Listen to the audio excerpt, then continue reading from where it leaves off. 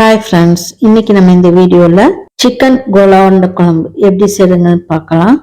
வாங்க வீடியோக்குள்ள போகலாம். இப்போ இந்த சிக்கன் கோலாண்டைக்கு 150 கிராம் சிக்கனை கொத்தி வாங்கியிருக்கேன். அப்புறம் 1/4 கப்பு உடைச்ச கடலை, 1/2 teaspoon chicken masala, 1/2 teaspoon garam masala, 1/2 teaspoon சோம்பு, 1/2 டீஸ்பூன் மிளகாய்த்தூள், 1 டீஸ்பூன் இஞ்சி பூண்டு விழுது, 1/4 கப்பு தேங்காய் துருவல். இப்ப எப்படி செய்யறதுன்னு பார்ப்போம். இப்போ ஒரு மிக்சி ஜார்ல இந்த ஒடச்சக்கலையை போட்டு இதை கொஞ்சம் நைஸா பொடி பண்ணிட்டு வந்துக்குவோம். அப்புறம் இன்னொரு மிக்சி ஜார்ல ஒரு பெரிய வெங்காயத்தை 1-2 கட் பண்ணியிருக்கேன், அதை போட்டுக்கிறேன். இது கூட இஞ்சி பூண்டு பேஸ்ட், சோம்பு, தேங்காய் துருவல் போட்டு கொஞ்சம் கொரன்னு அரைச்சிட்டு வந்துக்குவோம். ரொம்ப நைஸா அரைக்கணும்னு தேவையில்லை, கொஞ்சம் கொரன்னு அரைச்சிக்கிட்டா போறோம். இப்ப இந்த ஒற்றைக்கல்லை பொடி பண்ணி எடுத்துட்டு வந்தாச்சு. இப்படியே இருக்கட்டும் கொஞ்சம். இப்போ ஒரு பேஷன்ல நம்ம அரைச்ச இந்த தேங்காய் வெங்காயம் பேஸ்ட இதுல போட்டுக்கலாம். தண்ணி ஊத்தி அரைக்க வேணாம், வெங்காயத்துல இருக்க தண்ணியிலே அரைச்சா போறோம். ரொம்ப நைஸாவும் அரைக்க வேணாம், கொரன்னு இருந்தா போறோம். இந்த மாதிரி இருந்தா போறோம். இப்ப இதுல நம்ம கொத்தி வச்ச இந்த 150 கிராம் சிக்கன் கொத்துவை நல்லா தண்ணி எல்லாம் பிழிஞ்சிட்டு இதுல போட்டுக்கோங்க. அப்புறம் ஒரு 1/2 டீஸ்பூன் கரம் மசாலா தூள், 1/2 டீஸ்பூன் மிளகாய் தூள், 1/2 டீஸ்பூன் சிக்கன் மசாலா, ஒரு 1/4 டீஸ்பூன் மஞ்சத்தூள், அப்புறம் இதுக்கு தேவையான அளவு உப்பு போட்டுக்குவோம். ரொம்ப போட வேணாம், குழம்புல வேற போடுவோம், அதனால கொஞ்சமா போட்டுக்கோங்க. நான் ஒரு டீஸ்பூன் போட்டிருக்கேன். அப்புறம் கொஞ்சோண்டு கறிவேப்பிலை பொடியா கட் பண்ணி போட்டுக்கோங்க. கொஞ்சம் பொடியான இருக்குன்னா கொத்தமல்லி தழை போட்டு இது எல்லாத்தையும் நல்லா மிக்ஸ் பண்ணிக்குவோம். முதல்ல இப்போ எல்லாம் மிக்ஸ் பண்ணியாச்சு. இப்போ இதுல நம்ம பொடிச்ச இந்த ஒடச்சக்கல்லை பவுடரை கொஞ்சம் கொஞ்சமா போட்டு மிக்ஸ் பண்ணிக்குவோம். போட்டு இந்த சிக்கன்ல இருக்க ஈரப்பதம் இல்லாத மாதிரி நல்லா உருண்டை பிடிக்கிற அளவுக்கு வர அளவுக்கு போட்டுக்கோங்க. அப்படி இந்த 1/4 கப்பு ஒடச்சக்கல்லை பத்தலை அப்படின்னு நினைச்சீங்கன்னா இன்னும் கொஞ்சோண்டு பொடி பண்ணி போட்டுக்கோங்க. ரொம்ப உடச்சக்கல்ல பொடி போட்டாலும் உருண்டை உதிர்ந்து வந்துடும், அதனால பார்த்து போட்டுக்கோங்க.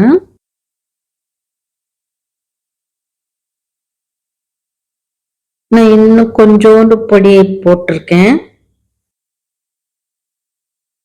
இப்ப நல்லா பிசைஞ்சாச்சு. அதுக்கு கையில கொஞ்சம் எண்ணெயை தடவிக்கோங்க. தடவிட்டு உங்களுக்கு எந்த சைஸ்க்கு உருண்டை தேவையோ அந்த சைஸ்க்கு பிடிச்சிக்கோங்க.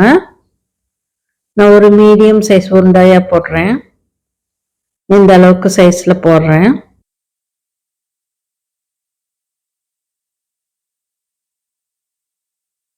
கையில ஒட்டுற மாதிரி இருந்தா கொஞ்சம் எண்ணெயை தடவி செய்யுங்க.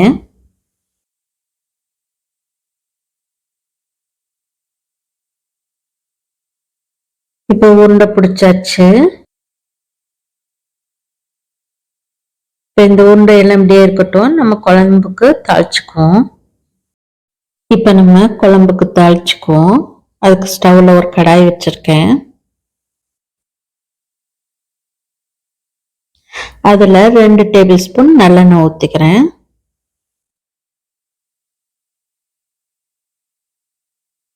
எண்ணெய் ஊத்தி சூடாகட்டும்.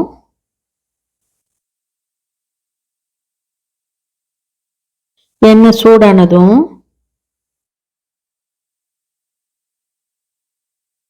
அதுல 2 துண்டு பட்டை, 2 துண்டு கிராம்பு, 2 ஏலக்காய்,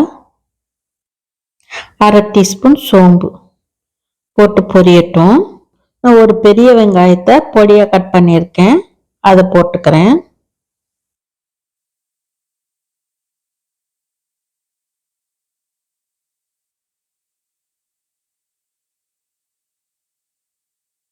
போட்டு வெங்காயம் நல்லா வதங்கட்டும். வெங்காயம் நல்லா வதங்கினதும் ஒரு பெரிய தக்காளியை பொடியாக கட் பண்ணியிருக்கேன், அதையும் போட்டுக்குவோம். போட்டு நல்லா வதக்கி விடுவோம். தக்காளி நல்லா மசிஞ்சு வதங்கட்டும்.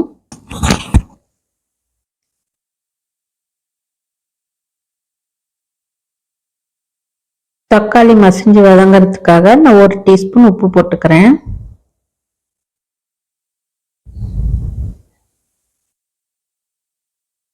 போட்டு தக்காளியை நல்லா வதக்கி விடுவோம்.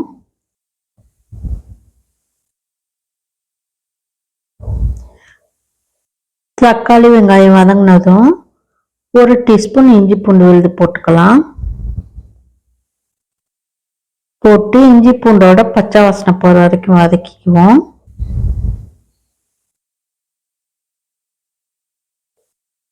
இப்போ அடுப்பை சிம்மில் வச்சுட்டு நம்ம இப்போ ட்ரை மசாலா போட்டுக்கலாம். 1/4 டீஸ்பூன் மஞ்சள்தூள் போட்டுக்கிறேன். அப்புறம் 1 டீஸ்பூன் மிளகாய்த்தூள்,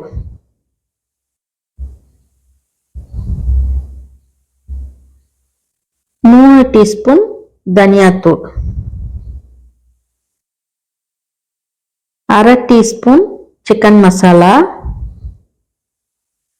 1/2 டீஸ்பூன் கரம் மசாலா போட்டு இது எல்லாத்தையும் மிக்ஸ் பண்ணிக்குவோம்.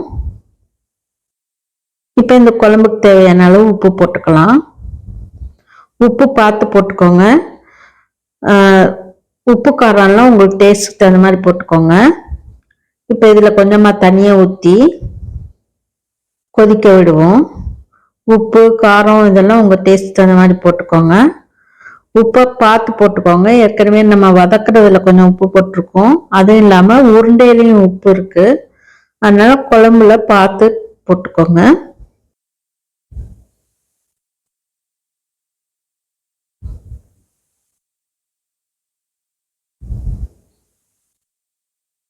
இதை மூடி ஒரு 10 நிமிஷம் கொதிக்க விடுவோம். கொதிக்கட்டும். இப்போ திறந்து பார்ப்போம். நல்லா குழம்பு கொதிச்சு இருக்கு.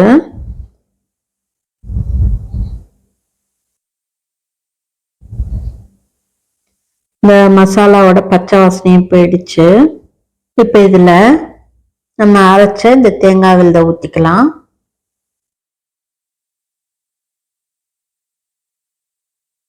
கிண்ணத்துல கொஞ்சம் தண்ணி ஊற்றி அதையும் கழுவி ஊற்றிக்கலாம். ஊற்றிட்டு நல்லா மிக்ஸ் பண்ணி விட்டுருங்க.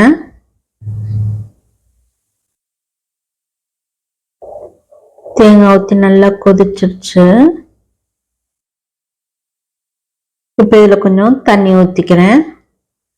இந்த குழம்பு கொஞ்சம் தண்ணியாக இருந்தால் தான் நம்ம உருண்டை போட்டு வேகையில் கொஞ்சம் திக்காகும். அதனால் கொஞ்சம் தண்ணி ஊற்றிக்கலாம்.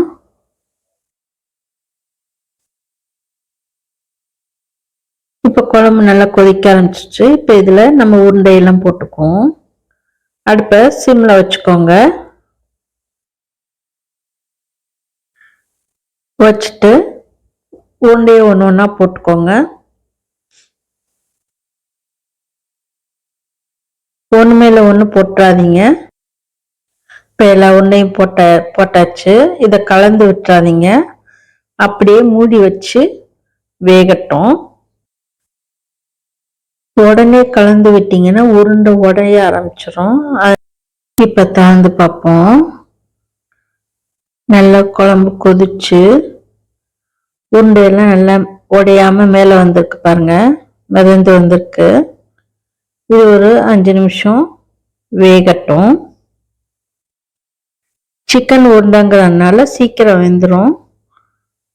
அடுப்பை கொஞ்சம் மீடியம்ல வச்சுக்கோங்க.